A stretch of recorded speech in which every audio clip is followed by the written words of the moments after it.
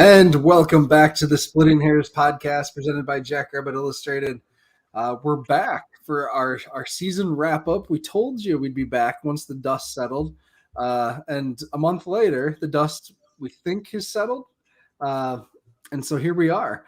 As always, we got to start with thanking our premier sponsors, Cottonwood Bistro of Brookings, or Cottonwood Coffee of Brookings. The bistro is part of it. That's what I know it as. Love the coffee, love going in there when I'm in town and getting something from their front counter or getting a quiche or a pancake, right? People love the pancakes. Talk about that all the time. Also got to thank our sponsor, Drake's Place out in Bowdle, South Dakota. As you're traveling west, be sure to stop at Drake's Place and load up on what you need, your beverages, your food, whatever it is. We just can't thank them enough. We were lucky enough to try their food a couple times at tailgating this year, and it sure is good. So appreciate both Cottonwood and Drake's Place. Kyle, how you doing? Yeah. Holidays have started to, give me more life back. The holidays can be taxing. They can be great. Sometimes they're both. This year was both. Started a new gig too, so that kind of added to the equation. But feeling good, ready for a new year, ready to dominate in all areas, right? How about yourself? Yeah, life is good. We just wrapped up with me and my kids. We all got Nerf guns for Christmas, me included. And so we were having some bottle shooting contests down here in the basement. So that's what I was doing about 15 minutes ago. So now do you let them win or do you teach them a lesson? No, that's right. You don't. I mean, I teach them how to sight it in and stuff and where to aim and how to load the gun. The Nerf gun, and then if they can't hit it, that's their fault. They got to get better. Operating a weapon of that caliber, it's important to know the safety rules. Yeah, for sure. No eye shots. Yeah, exactly. Geez, you sound like my wife. All right. All right. So we're going to dive in a little bit and just talk about the 2021 season just as a whole. We may get specific at times, but just kind of looking at the big picture of the program. But some of the things that stood out this year as well. So, Kyle, what are you thinking? I mean, it was an admirable year, right? With all the chaos and all the uncertainty from fall of 2020 carried into an odd spring season, but one we were able to capitalize on and have a great run and earn home field throughout and returning pretty much the entire team. But the quarterback who led the charge there, Chris did a remarkable job coming into a situation that, we gave him the keys to a nice vehicle, but he was going to be the juice, right? He was going to be the battery that made the thing go. And I think he did a great job of that. At times he looked like he'd be unbeatable, untouchable. Sometimes you kind of scratched your head. That I guess happens sometimes when you're in situations like that. New chemistry, new organization, new place you're playing, and honestly, sometimes just trying to do too much, maybe being in your head a little bit. But I think overall, Chris was an excellent addition, and I think one Jackrabbit fan should really be proud to have been able to watch play. Because other than that, we would have had to develop two younger guys again. I know Keaton had that experience. And he's done great things for the Jacks, but I'm not quite sure if that's the route we're going to go long term. So the idea was younger guys were going to probably have to step up. Who would step up? But Chris came in and won the job outright. So we were fortunate to see that. I was disheartened to see us lose some of the games that we did. I don't think that's any secret. I think that 2 plays is a difference of, top 3, 4, 5 seed, maybe top 2 seed, and winning a share of the conference title. Really, the only game lost outright was UNI and then the Montana State game. So with that being said, taking all that into account, again, Bach has played. So I'll just use what he said is it's not good enough. So, and I mean, the coaching staffs know that and they, they own it. And so I think, but I'm excited for what's to come too. Got a lot of young talent, Tucker Kraft, Adam Bach, some really nice pieces that could really make some waves. So we'll see what happens. What's your takeaway? What are your impressions? Yeah, I think that was a really good summation of the year. it started the year. Everyone remembers I was quarantined in my basement with COVID, and didn't get to go to the Colorado State game. And just being able to watch that game and watch the replays and hear the announcers talk about Chris in particular and Pierre Strong, and just how cool that was to see our team perform at that level against a G5 school, which is something that we've wanted to see happen for years. We've had our FBS games, but it's always been a P5 school. Kansas is just complete trash. We know that. Colorado State, we really didn't know. Turns out they weren't that great either. But it was just so neat to see SDSU, kick the crap out of someone like that, a P5 school, or a G5 school, excuse me. And it just really, a lot of the smack that we talk, or that I talk sometimes on some of the recruiting stuff, I felt vindicated a little bit on that. and that was good. I liked that. Going throughout the year, this year reminded me so much of the year Jake Winicky and Dallas Goddard were seniors, where the expectations were through the roof.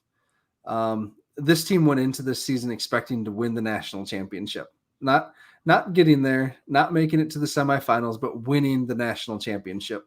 In our preview episode in August, with our mega pod or whatever it was called, we talked about what the record would be, and we looked at possibly one, possibly two losses on the season, and that's just ridiculous expectations. And that was with counting a win against Colorado State, so maybe factoring in one loss. Mm-hmm.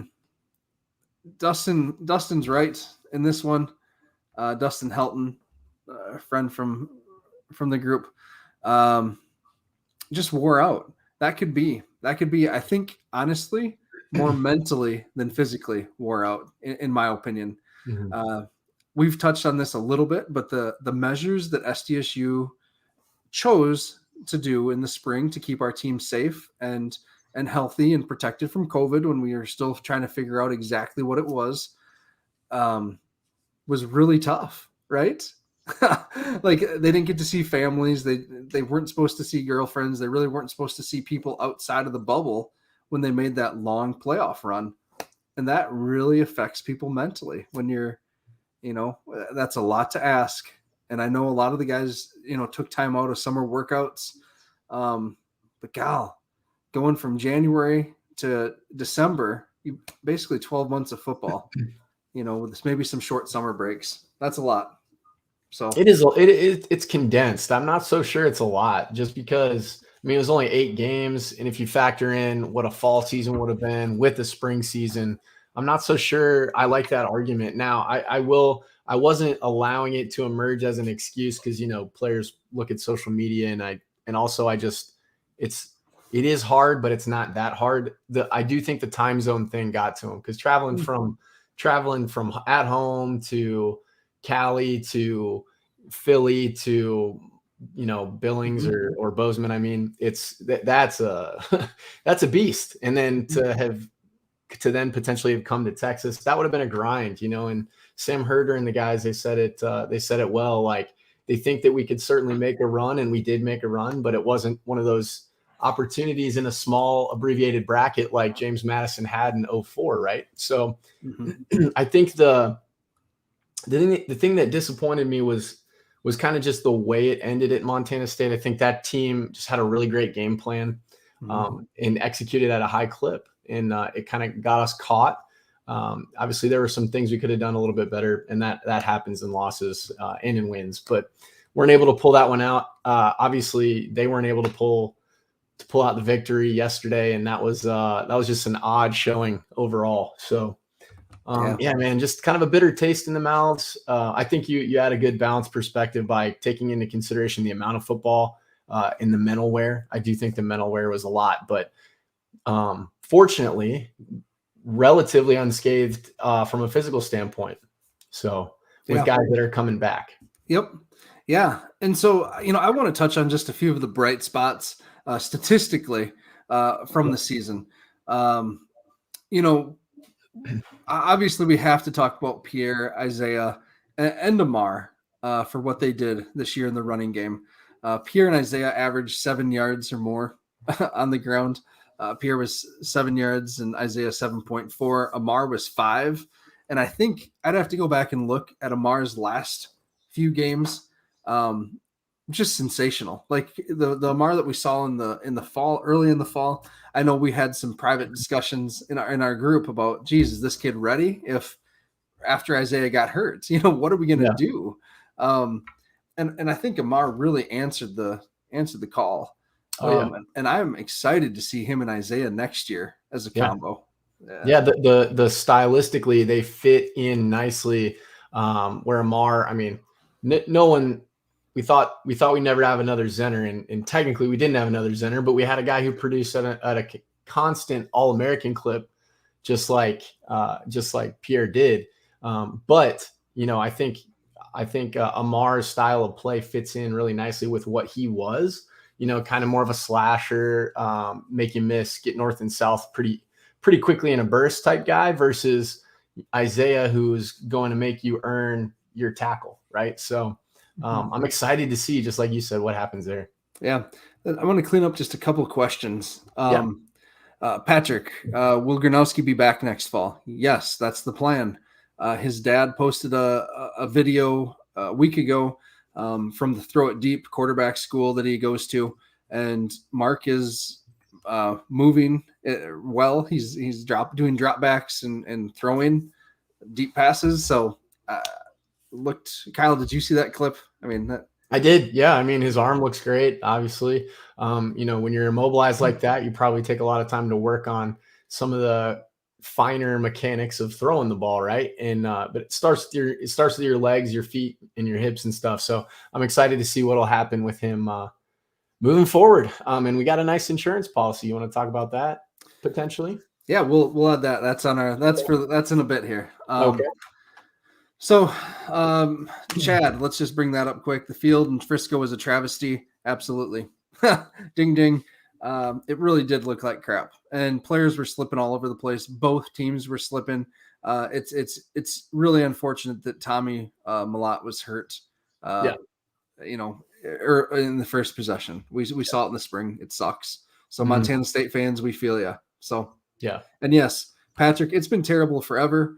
NDSU Towson, whatever year that was, absolutely terrible. So, and the reason it's terrible too is because it's a soccer field. So there's divots left and right because they're literally, picking the ball off the grass. And then they had the Frisco Bowl 2 weeks or so before that. And we've had some saturation here in the winter. So it's obvious why it's happening. And quite frankly, because it does so well economically and contractually, they're not moving it out of Frisco. So people are just going to need to cope with that. The field's going to be bad. Yeah. Yeah. One of the things I saw, Kyle, and I can't verify this, but I saw it on the FCS Fans Nation Facebook page. Mm-hmm. Someone said they'd laid sod right after the Frisco Bowl. They tore up the old sod, put new sod down, and they thought that might have been part of the problem, is that that's too short a window for it to take any kind of root. That could be. That very well could be. I don't know why they would. I don't know if they would do that. I don't know if they would want to use the funds for that. I'm not sure. But if they did do that, it wouldn't take hold, and we've not had enough heat to have it bake, and it hasn't been cold enough to let it take root in the time. So I don't know why they would do that. Yeah, that doesn't. And again, that's unverified, so I probably shouldn't even say that. So,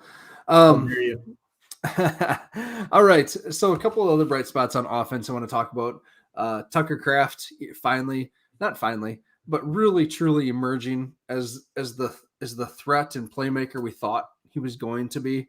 His All-American season. I forget which All-American list snubbed him. But the coaches, right? Whatever. What a joke. Yeah, it was. He should have been a consensus All-American. Yeah, they took the kid from Bethune-Cookman, which made sense. But then they had another kid. The Sac State kid. That's right. Yep. So, his emergence along with Zach Hines and the Yankees, shoot. Mark has a ton of talent that's coming back that he gets to throw to again next fall. Yeah, so I think that's pretty cool. We should get some news on Landon Wolf here Yeah. soon. I mean, that's another thing to watch. Just really quick on the Tucker Kraft point. I think like if you look at how he emerged also as a blocker. I mean, he was a pretty good blocker last spring, but really started to kind of come into his own physically. And that comes with reps. And so he was burying people against Sac State, Villanova. He was really getting some good push at the line of scrimmage, which is a huge leverage for the run game when you have your tight ends and your receivers blocking the way that Hines and Kraft did. Now, the one thing I'd like to see him do, I'm sure everyone in our group would agree, he dropped some balls that were like right to him sometimes. And then other times he would make catches like he did at Sac State, where it's like that David Tyree-esque. Yeah, right. Pin it, bring it down however you can with a guy draped all over you. So, there's obviously, to be as good and dominant as he was this year and to still have areas that he can improve on is awesome. So yeah, exactly. And he's the type of kid that he's going to use that for motivation. So that's good on him. Defensively, we got to mention Adam Bach, truly emerging, as the next great linebacker at SDSU. With Logan being hurt this year, a lot more fell to him, to his response, be responsible for. And I think he responded pretty well. The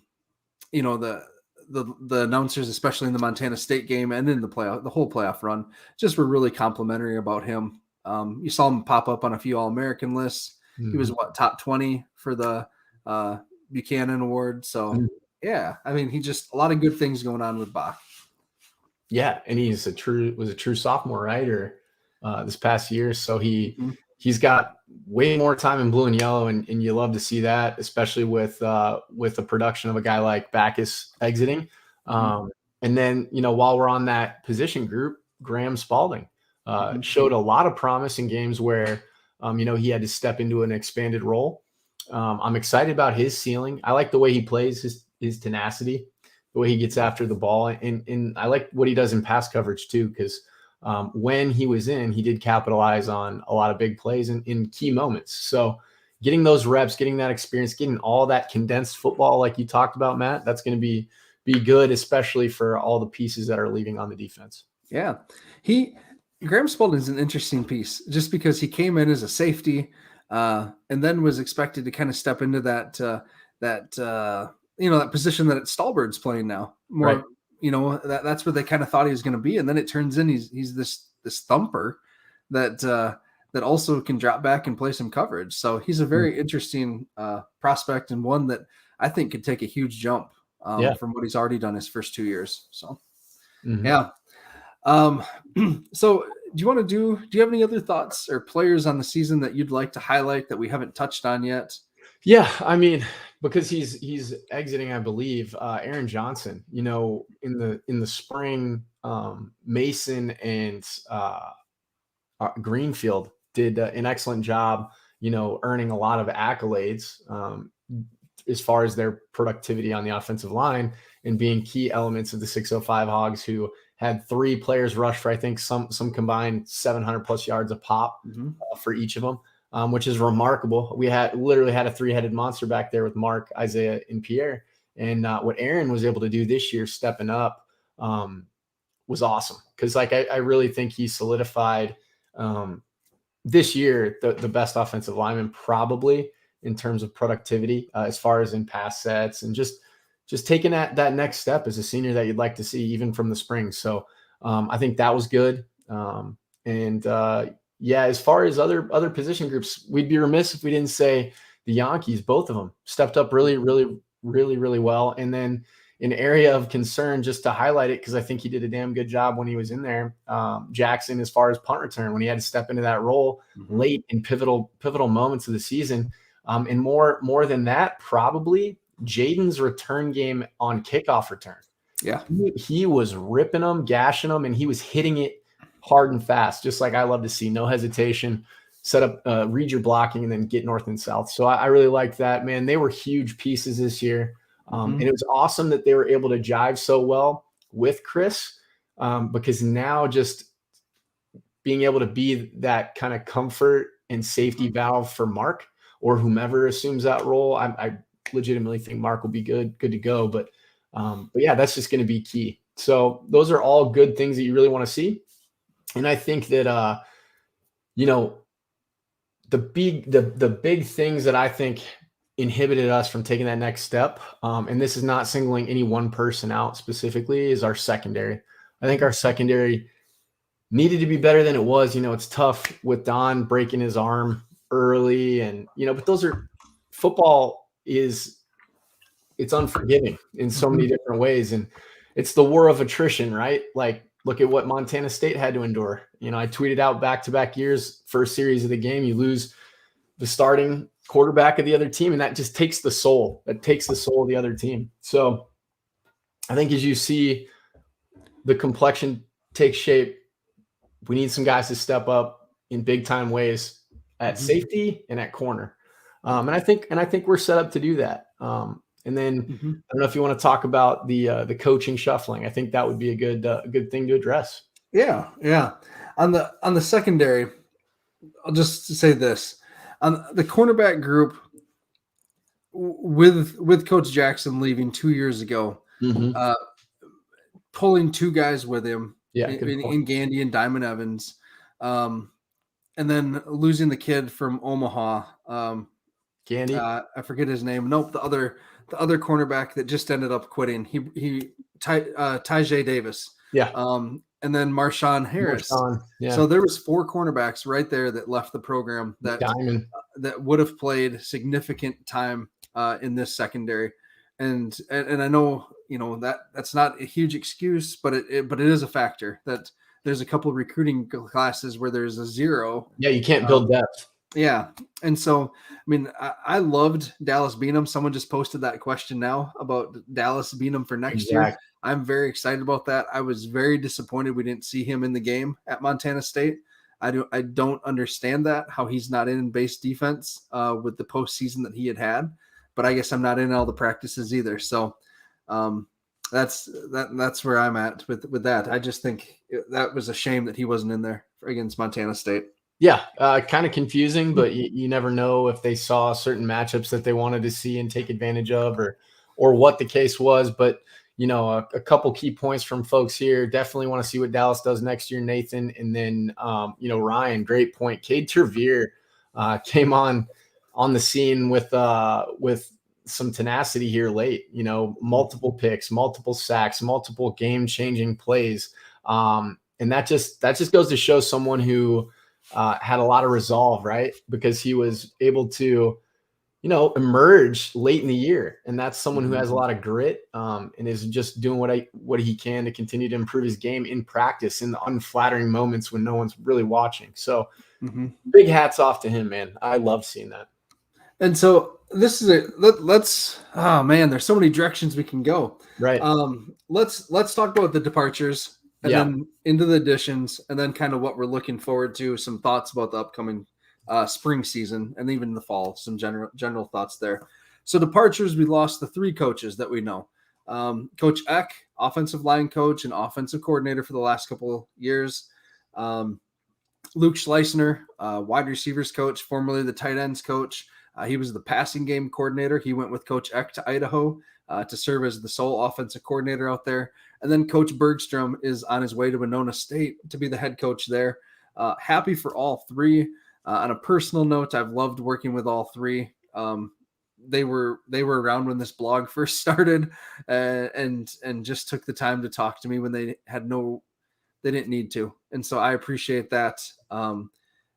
Just tremendous people. So the programs, Idaho, you're very lucky. You're getting 2 great guys, in Winona State. You're very lucky. You're getting just a great person, great human being there in Coach Bergstrom. So yeah, excited for them. So well put. Yeah, thanks.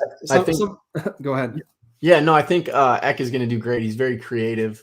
I think he's a visionary, and he's already assembling the right pieces, and he's curating the right narrative. So I think that's good. It was, you can say, I like how he owned it and told and communicated. If you read the article from Zimmer, multiple articles where it references the coaching staff and just changes it at the FCS level as a whole.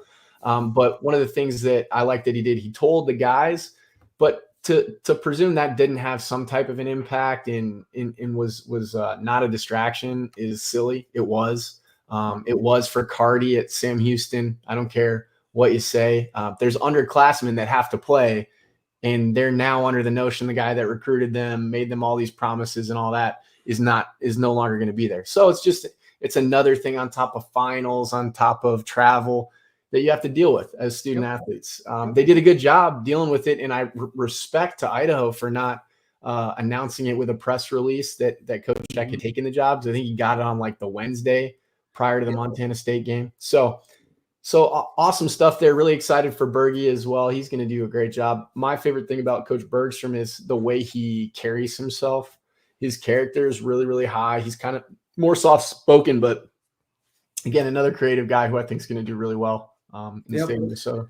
Yeah, and Bergie, he played at Gustavus, has been our Minnesota recruiting coordinator, just a Minnesota guy, and he's going to do great there.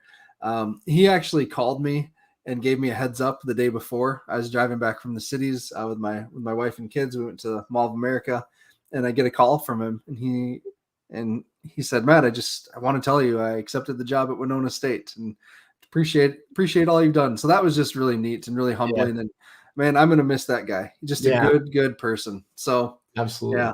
Bummer.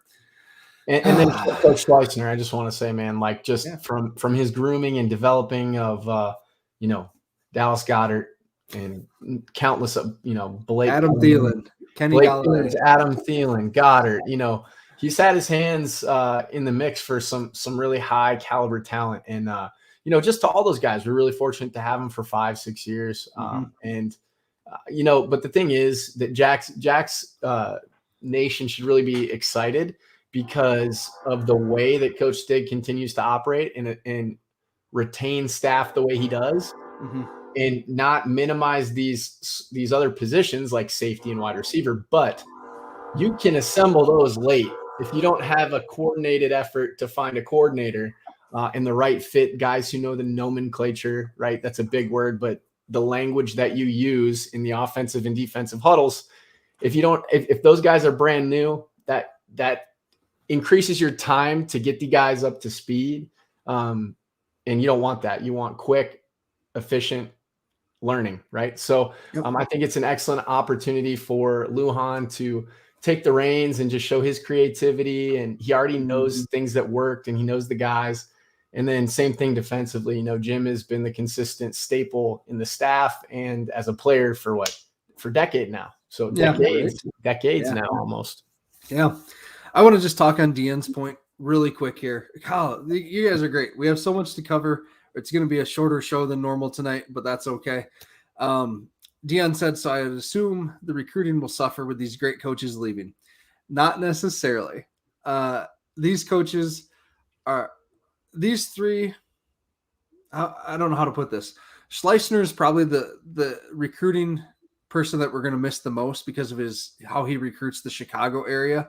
He was very good with our Chicago recruits. That's one of the things that he was proud of.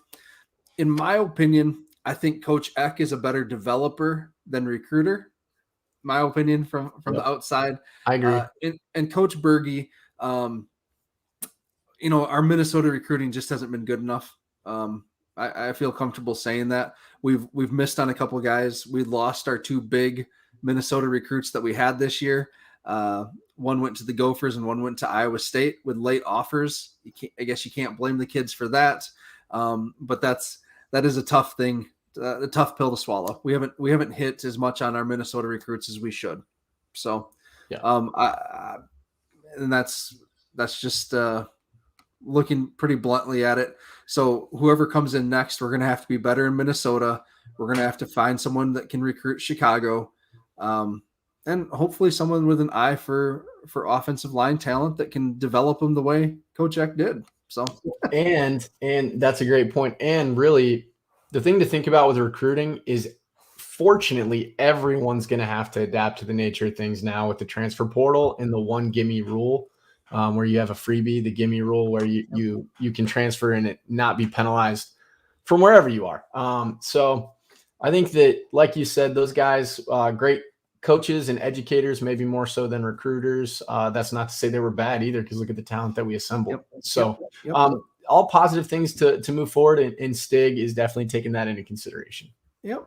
All right. So we've had 5 guys announce that they're in the transfer portal.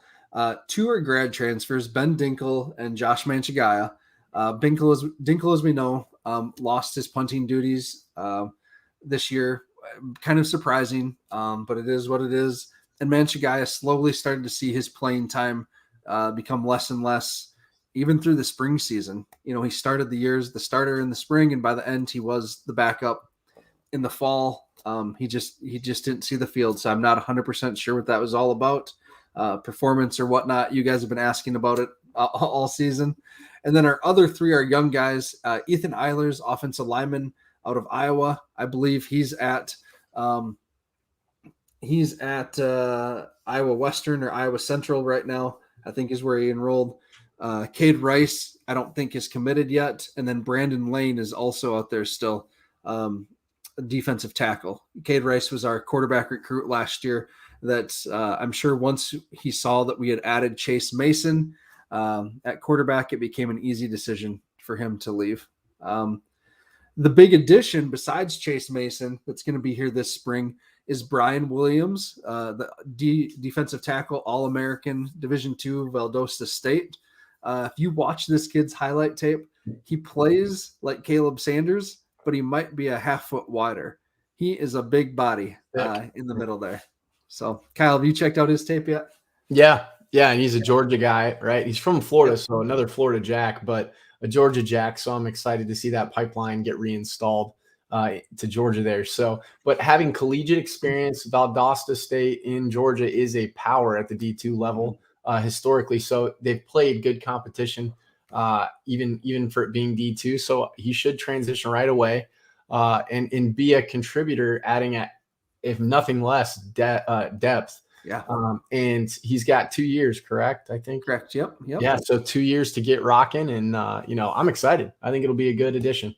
Yeah. So my only experience with Valdosta State and Brad Koenig can recall this when they came to Mankato and played in the D2 playoffs. And it was a super cold game. We thought Mankato, I was in grad school, and everyone thought Mankato was just going to wipe the field with these Georgia boys showing up on this cold day. And they were so fast and so good and just whipped Mankato that day. So I was pretty impressed. So when I saw that was the school that he was from, thought that was pretty cool. So, yeah, man. And it gets cold there too. So. Okay. Yeah, not quite as cold as up north, but it does get cold. It does snow. Yeah. So Chase Mason, got to talk about him. So, because everyone again has been asking about Chase Mason. He is coming in, like we said on the podcast, he is coming in to play quarterback. And so we'll see what that means. I just cannot see Coach Stig going with a 2 quarterback system.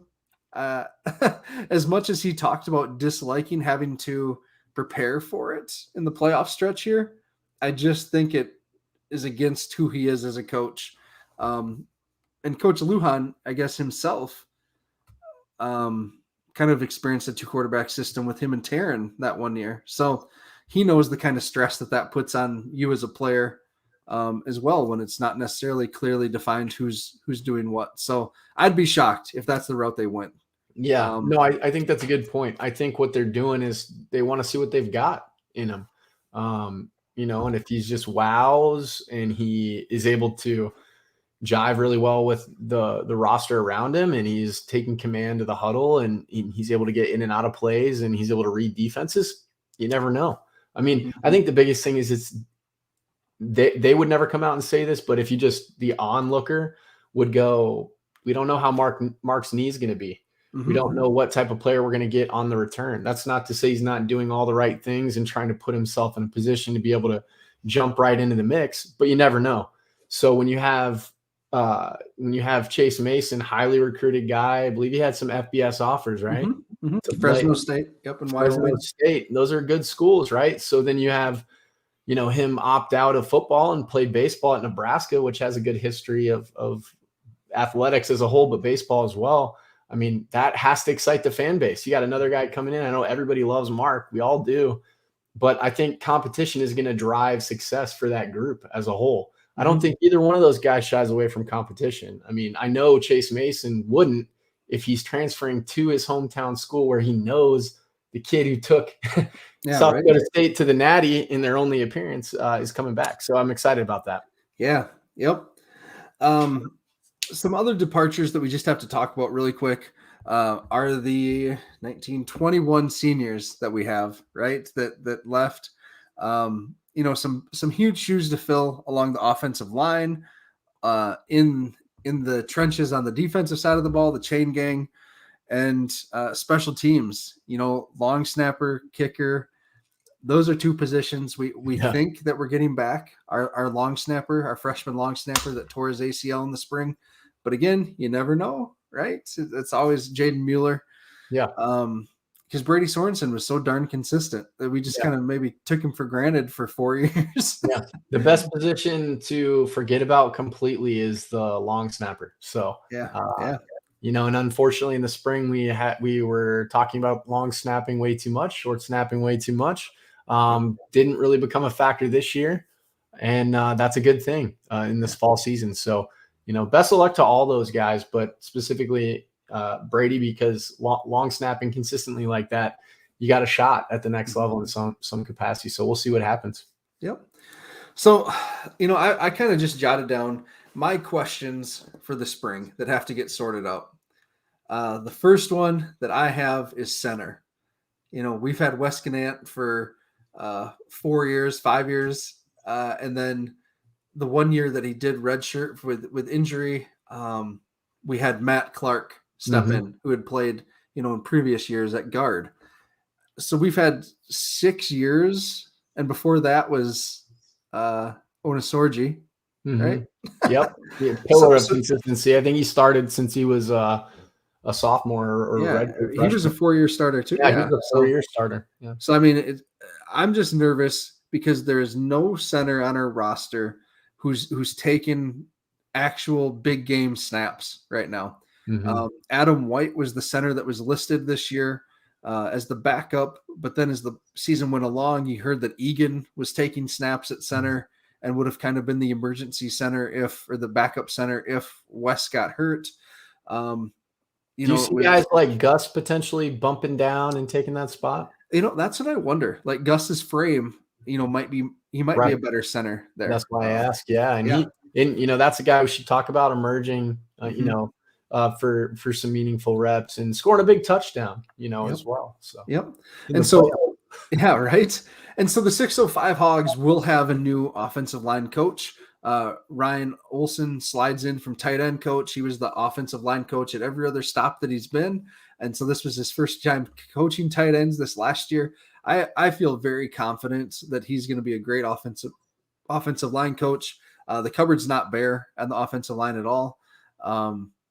With Mason and Garrett and Bo Donald coming in and really Gus, got a lot of reps this year.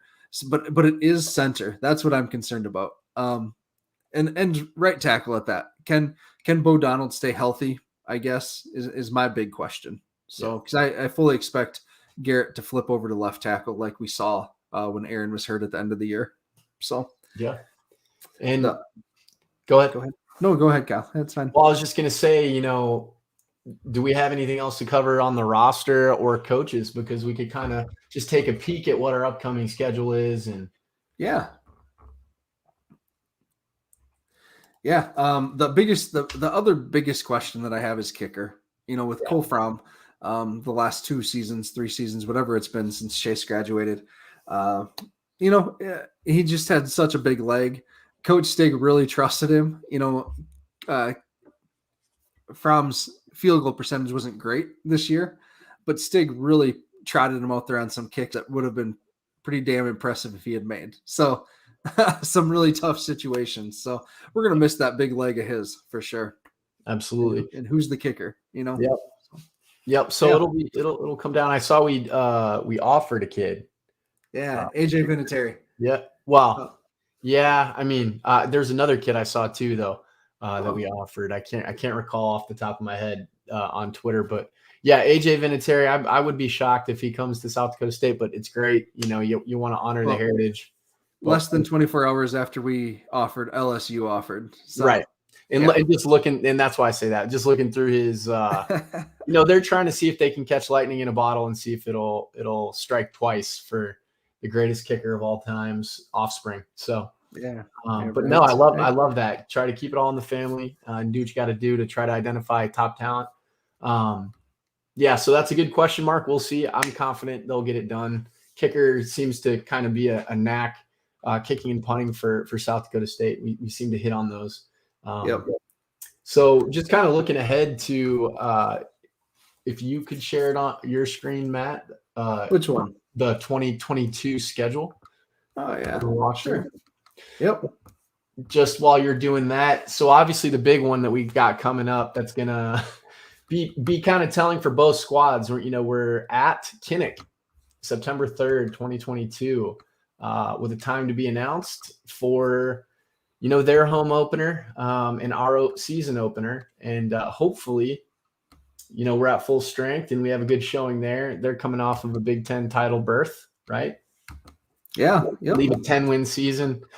So, it's going to be something else to see if they can't, shock the world and do what other teams have done, go in there and win. Doesn't happen a lot. Colorado State, who we took to the woodshed, had a nice little showing there. And I'm sure Kyle, are you seeing this, Kyle? Are you seeing the schedule? Okay, good. And Cade's turning in. I'm sure he's going to tune in because his brother, Keegan, is on the sidelines, and he's going to want to see what he does against his old alma mater. So that's going to be a big one circled there on September 3rd. Yeah, I hope to get down there. I've never been to a game at Iowa. B team member Ben goes every year and just says it's a blast. So yeah, it's not that far away. I think I gotta get there. And there's a lot of guys who either went to South Dakota State, played at South Dakota State. A lot of people in general. They may be FBS Hawkeye fans, but Jackrabbit FCS fans. Well, they're going to need to put the Hawkeye gear in the closet and keep it locked up because we're going to need all the blue and yellow faithful there. That's a hostile environment, but it's going to be exciting. Hopefully, I'm going to reach out to Snyder and see if I can't get a beat on some tickets because I'm sure they're going to just go like crazy. Right. Yeah. Especially for the home opener. So if you want to go, guys, start planning that one in advance. For sure.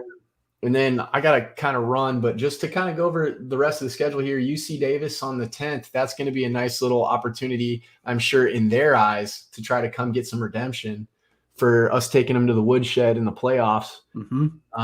They're returning guys, and it's going to be interesting to see where both clubs are at that point in the season and see who can kind of establish themselves as a legitimate contender.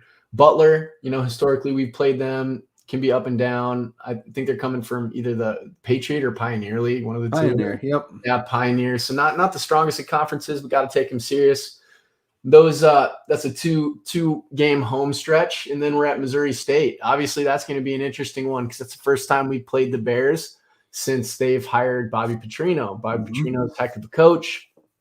They're returning the Utah State transfer, who I think won Conference Player of the Year. His name escapes me right now. Jason Shelley. Shelley.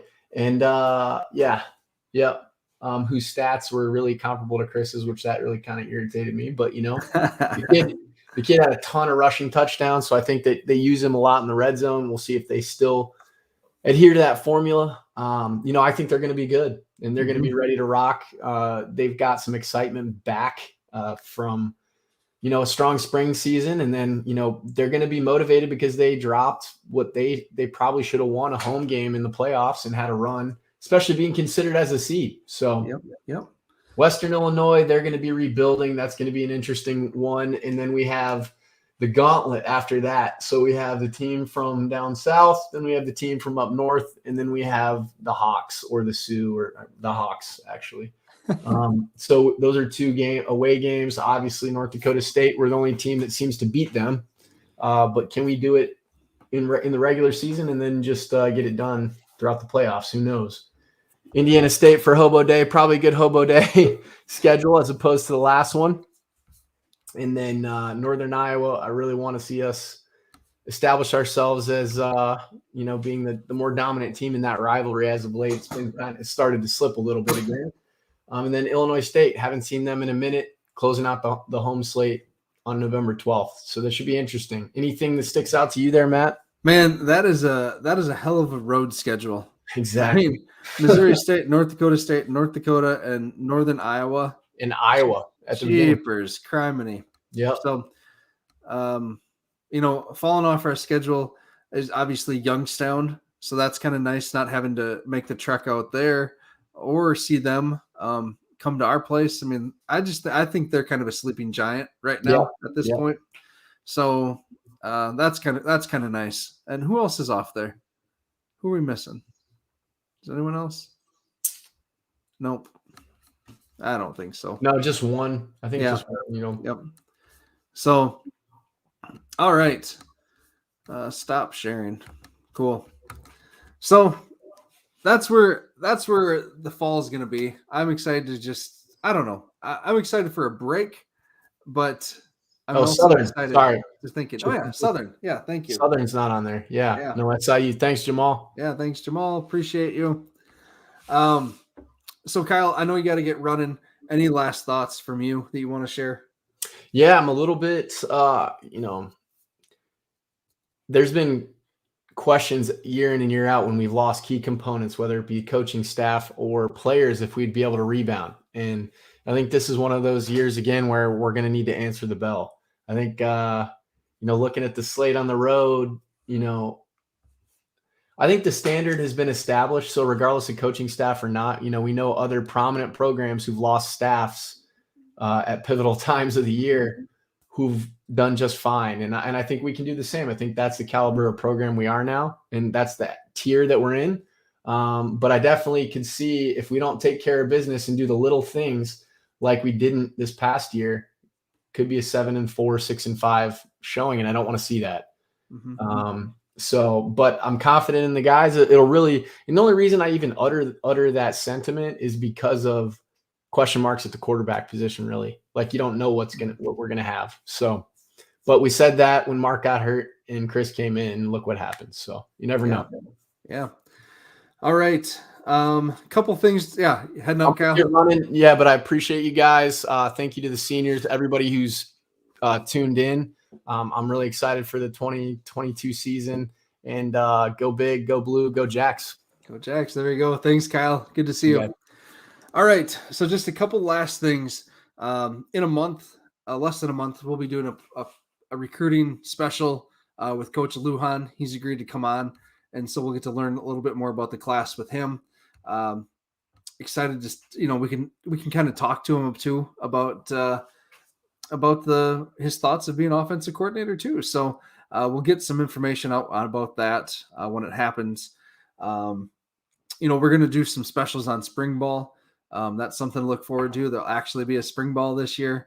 It's going to be kind of fun to see. I'm guessing we'll see a lot of younger players who haven't got to participate in spring ball the last 2 years. So that's going to be a huge opportunity going forward with that.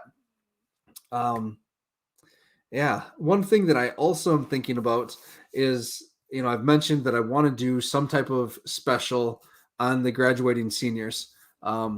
We have those 21 that we lost or that left or that graduated were the first senior class that I had when I started Jack Rabbit Illustrated, the blog.